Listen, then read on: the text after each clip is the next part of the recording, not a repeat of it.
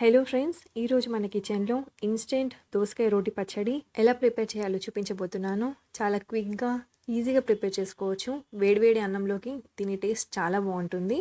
So ఆ విధానం ఏంటో ఇప్పుడు చూద్దాం. ఇక్కడ ఈ దోసకాయ వెయిట్ వచ్చేసి 1/2 కిలో వరకు ఉంటుందండి. పైన తొక్క తీసేసి నీట్గా పీల్ చేసుకోవాలి. ఒకసారి వాష్ చేసిన తర్వాత లోపల ఉండే ఈ విత్తనాలు తీసేసి చిన్న చిన్న ముక్కలుగా ఈ విధంగా కట్ చేసుకొని పెట్టుకోవాలి. నేనైతే ఈ సైజులో కట్ చేసుకున్నాను. మీరు కావాలంటే ఇంకా చిన్న సైజులోకి కూడా కట్ చేసుకోవచ్చు. ఇప్పుడు వీటిని పక్కన పెట్టేసుకొని స్టవ్ ఆన్ చేసుకొని ఒక కడాయి పెట్టుకొని అందులో 2 టేబుల్ స్పూన్స్ ఆయిల్ వేసుకోవాలి. తర్వాత 1 టేబుల్ స్పూన్ వరకు మినపప్పు, 1/2 టేబుల్ స్పూన్ వరకు ఆవాలు, 1/4 టీ స్పూన్ వరకు మెంతులు, 1/2 టేబుల్ స్పూన్ వరకు ధనియాలు వేసుకొని లో ఫ్లేమ్లో లైట్గా ఫ్రై చేసుకోవాలి. ఇవి కాస్త ఫ్రై అయిన తర్వాత 7-8 ఎండుమిరపకాయలు వేసుకోవాలి. మీరు కారం కాస్త తక్కువ తినాలి అనుకుంటే 5-6 వేసుకుంటే సరిపోతుంది. ఎండుమిరపకాయలు వేసుకున్న తర్వాత ఇవి కూడా దోరగా ఫ్రై చేసుకోవాలి. ఇవి కాస్త ఫ్రై అయిన తర్వాత వీటిని ఒక మిక్సీ జార్లోకి తీసుకొని రెడీగా పక్కన పెట్టేసుకోవాలి.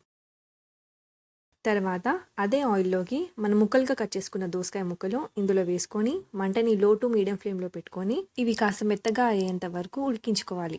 ఆయిల్లో ఒకసారి ఇవంతా బాగా కలుపుకున్న తర్వాత ఇప్పుడు మంటని మీడియం ఫ్లేమ్లో పెట్టుకొని మూత పెట్టేసి ఒక 5 నిమిషాలు ఉడికించుకోవాలి.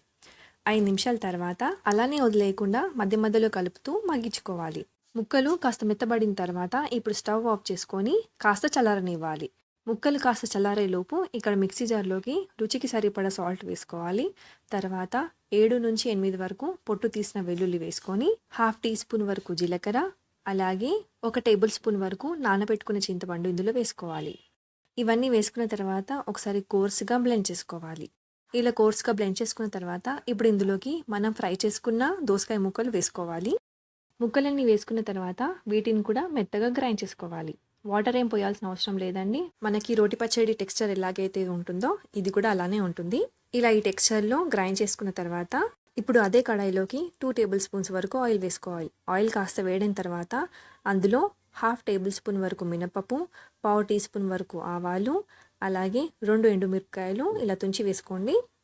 తర్వాత ఒక రెమ్మ వరకు కరివేపాకు వేసుకొని మంటని లో ఫ్లేమ్లో పెట్టుకొని బాగా కలుపుకోవాలి. తర్వాత 1/4 టీ స్పూన్ వరకు పసుపు వేసుకొని కలుపుకోండి. మీకు ఇష్టమైతే 2 వెల్లుల్లి కూడా దంచుకొని వేసుకోవచ్చు. ఇప్పుడు మనం గ్రైండ్ చేసుకున్న దోసకాయ పేస్ట్ ఇందులో వేసుకోవాలి. పేస్ట్ అంతా వేసుకున్న తర్వాత మంటని లో టు మీడియం ఫ్లేమ్లో పెట్టుకొని 1 నిమిషం వరకు మొత్తం అంతా మిక్స్ అయ్యేలాగా బాగా మిక్స్ చేసుకోండి. తర్వాత స్టవ్ ఆఫ్ చేసుకొని సర్వ్ చేసుకుంటే దోసకాయ పచ్చడి రెడీ. ఫ్రిడ్జ్లో స్టోర్ చేసుకొని పెట్టుకుంటే 1 వీక్ వరకు ఫ్రెష్గా ఉంటుంది. తప్పకుండా ట్రై చేయండి. Thank you for watching.